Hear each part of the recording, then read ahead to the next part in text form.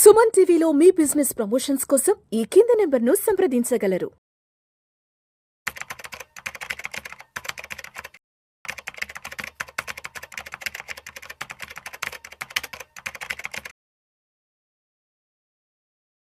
నమస్తే మాధవిరెడ్డి గారు. నమస్తే అండి.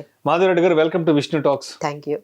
మాధవిరెడ్డి గారు, ఇప్పుడు ఇండియాలో రిటైర్మెంట్ కావాలి అంటే మన రిటైర్మెంట్ నాటికి ఎంత డబ్బుని మనం సంపాదించి సమకూర్చి పెట్టుకోవాలి అంటారు? రిటైర్మెంట్ తర్వాత జీవితం హాయిగా ప్రశాంతంగా ముందుకు సాగాలి అంటే సో ఒక డేటా గురించి అయితే మనము డిస్కస్ అయితే చేసుకోవాలండి. ఇండియాలో రిటైర్మెంట్ అనేది అంత ఈజీ కాదు, అంటే కంపేర్ టు అదర్ కంట్రీస్లో. అంటే అదర్ కంట్రీస్లో అయితే ఎగ్జాంపుల్ ఒక 8 crores ఉన్నాయి, 6 crores ఉన్న వాళ్ళకి ఈజీగా రిటైర్మెంట్ అనేది అయిపోతుంది. ఎందుకు అంటే అక్కడ హెల్త్ కేర్ ఉంటుందండి. Government use to take care of the elderly persons ఎవరైతే ఉన్నారో వాళ్ళందరినీ గవర్నమెంట్ ఒక బ్యాకప్, హెల్త్ కేర్ బ్యాకప్ అనేది ఇస్తూ ఉంటుంది. కాబట్టి అక్కడ ఈజీగా ఉంటుంది పెద్దవాళ్ళందరికీ కూడా అక్కడికి వెళ్ళి ఉండడం అనేది, రిటైర్ అవ్వడం అనేది. ఇంకోటి ఏంటంటే వాళ్ళకి పెన్షన్ బ్యాకప్ కూడా ఉంటుంది, అంటే సెక్యూరిటీ సిస్టమ్. సోషల్ సెక్యూరిటీ అనే కాన్సెప్ట్ అనేది మన ఇండియాలో లేదండి. సో సోషల్ సెక్యూరిటీ లేదు, అలానే మనకి హెల్త్ కేర్ బ్యాకప్ కూడా ప్రాపర్గా ఇక్కడ లేదు. సో ఇక్కడ ఎంత కాస్ట్లీ అవ్వబోతుందంటే ఇండియాలో రిటైర్ అవ్వడం అనేది ఫ్యూచర్లో. సో వాళ్ళు చెప్పిన డేటా ప్రకారం ఏంటంటే కనీసం ఒక నార్మల్ బేసిక్ లైఫ్ స్టైల్, అంటే వితౌట్ ఇన్ఫ్లేషన్ కూడా కన్సిడర్ చేయకుండా ఉండాలి అంటే ఒక 3 కోట్లన్నా ఉండాలి.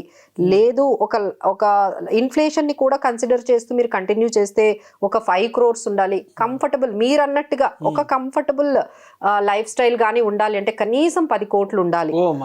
10 కోట్లు ఉండాలి ఇండియాలో. అంటే ఇప్పుడు రిటైర్మెంట్ అయ్యే వాళ్ళందరూ 10 కోట్ల రూపాయలు దాచిపెట్టుకోవాలంటారా? అంతేనండి, అంతే. ఎందుకంటే ఫ్యూచర్ లో ఏమవుతుంది అంటే ఇక్కడ నుంచి, అంటే ఇప్పుడు మీరు రిటైర్మెంట్ అంటే లైఫ్ స్పాన్ ఒకటి పెరిగింది కదండి అందరికి ఇక్కడ. సో మీరు 60 years కి రిటైర్ అయితే ఇక్కడ నుంచి లైఫ్ అనేది 85 వరకు ఉంటున్నారండి అందరూ. సో ఒక్కసారిగా ఒక 5-10 years పెరిగింది, లైఫ్ స్పాన్ పెరిగింది. సో ఈ 25 years లైఫ్ అనేది మీరు నడపాలి అంటే విత్ ఇన్ఫ్లేషన్ అనేది ఎవ్రీ 5 years కి డబుల్ అవుతున్నాయి కదండి. సో చాలా వరకు అన్ని రకాలుగా మెడికల్ కాస్ట్లు కానీ, ట్రాన్స్పోర్ట్ కాస్ట్లు కానీ, అన్ని ఇల్లు అంటే రెంట్స్ కానీ అన్నీ పెరిగిపోయినప్పుడు మీకు ఎవ్రీ ఇయర్ ఆన్ ఇయర్ ఇలా ఈ విధంగా ఇన్ఫ్లేషన్, మీకు లైఫ్ స్టైల్ ఇన్ఫ్లేషన్ పెరుగుతున్నప్పుడు ఎట్లా సరిపోతాయండి? 20 years వరకు 50,000 సరిపోతాయా? సరిపోవు కదా. సో దాన్ని బట్టి వాళ్ళు డేటా తీసుకొచ్చారండి. సో ఇండియాలో రిటైర్ అవ్వడం అనేది అంత ఈజీ కాదు. It is showing. ఇంకొకటి ఏంటంటే కోట్లు అవని, 5 కోట్లు, ఎవరికి తగ్గట్టుగా 3 కోట్లు అవని అండి సంపాదించుకోవాలి అనే మార్గాలు కనిపిస్తున్నాయా అంటే మీరు అన్నట్టుగా ఒకటి ఏంటంటే ఇక్కడ ఫైనాన్షియల్ లిటరసీ అనేది తక్కువ. అందరికీ ఫైనాన్షియల్ అవేర్నెస్ అనేది అంతలాగా క్రియేట్ అవ్వడం లేదు. ఇంకోటి ఏంటంటే ఇక్కడ సేవింగ్స్ కూడా ఒక 40 years డికేడ్కి వెళ్ళిపోయండి. ఎప్పుడు మన ఇండియా అనేది big venue for the savings country అసలు అది వెళ్ళిపోయిందండి. ఇప్పుడు ఏంటంటే మనము 2000లో 10% ఆఫ్ జీడిపి సేవింగ్స్ ఉంటే ఇప్పుడు 5% ఉంది. చాలా అంటే 50% ఖర్చు పెట్టేస్తున్నారు. ఇప్పుడున్న జనరేషన్ వాళ్ళు ఎస్పెషల్లీ. అవునండి, ఒక లైఫ్ స్టైల్ బాగా ఇంక్రీజ్ చేసుకున్నారు. E commerce షాపింగ్లు. ఒకప్పుడు మాధవిరెడ్డి గారు, మనం చిన్నపిల్లలుగా ఉన్నప్పుడు కొత్త బట్టలు సంవత్సరానికి ఒక 2 సార్లు 3 సార్లు కొనేవాళ్ళం. ఒకటేమో సంక్రాంతి పండగకి, రెండేమో పుట్టినరోజుకి, ఇంకెప్పుడైనా దీపావళి పండగ. అంటే కొత్త బట్టలు అంటే ఆప్షన్ ఉండేది. కొత్త చెప్పులు అంటే ఆ పాత చెప్పులు తెగిపోయి ఊడిపోయే వరకు. ఇప్పుడు ప్రతిరోజు షాపింగ్ చేస్తున్నారండి. ఒక్కొక్కరికి 10 జతలు 15 జతలు చెప్పులు వేస్ట్ చేస్తున్నారండి. మళ్ళీ పోనీ అదేమైనా పనికొస్తుందా అంటే వాళ్ళు ఏవో తెప్పించుకుంటారు, ఆ తర్వాత ఏమో అదేమో ఫిట్ అవ్వలేదు అంటారు, లేకపోతే అది సెట్ అవ్వలేదు అంటారు, దాన్ని తీసి మళ్ళీ పక్కన పడేస్తారు. సో ఇలా వాళ్ళు ఏంటంటే మనీ వేస్టేజ్ ఎక్కువ కనిపిస్తుంది. అంటే వాల్యూ బయింగ్ ఏం లేదండి. అంటే ఏదైతే స్పెండ్ చేస్తున్నామో ఆ స్పెండ్ చేయడానికి వాల్యూ బయింగ్ లేదు. ఇంకోటి ఏంటంటే ఇండియన్ మిడిల్ క్లాస్ వాళ్ళు అప్పట్లో ఎలా ఉండేవాళ్ళు అంటే ఏదైనా అసెట్ ని క్రియేట్ చేయడానికి అప్పులు చేసేవాళ్ళు. ఇప్పుడు అలా కాదండి, every day to day life కి అప్పులు చేస్తున్నారు. అంటే మన లోన్స్ కూడా చూసుకుంటే పర్సనల్ లోన్స్ అవన్నీ చాలా వరకు పెరిగాయి, డబల్ అయ్యాయండి. ఇప్పుడు అప్పట్లో ఇన్ని లోన్స్ అనేవి లేవు.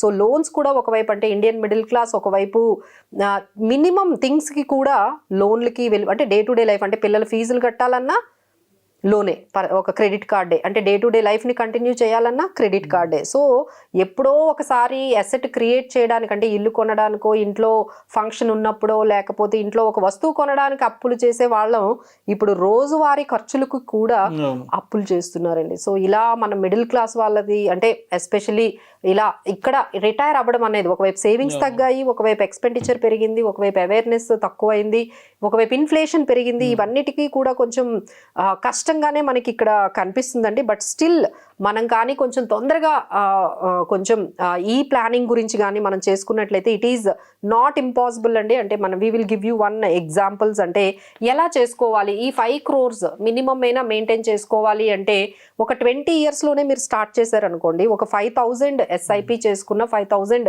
12% SIP అనే కాదండి, ఎక్కడైనా మీరు పెట్టుకోండి, 12% రిటర్న్ కానీ మీకు అక్కడ తెచ్చుకున్నట్లయితే మీరు 5 crores ఈజీగా సంపాదించుకోవచ్చు. అలానే మీరు 30 years వరకు మీరేమీ చేయలేదు, ఇప్పుడు 30 yearsలో ఉన్నారు, మీరు ఒక 5 crores సంపాదించుకోవాలి అంటే మినిమం 15,000 per month సేవ్ చేయాల్సి ఉంటుంది. లేదు మీరు 30 years అయిపోయింది, ఇప్పటి వరకు నేను ఏమీ చేయలేకపోయాను, ఇప్పుడు నాకు 40లో ఉన్నాను, 40 సంవత్సరాలు వచ్చేసాయి, అయినా నేను అచీవ్ చేయగలనా అంటే చేయగలరండి, బట్ నెలకు 60,000 పడుతుంది.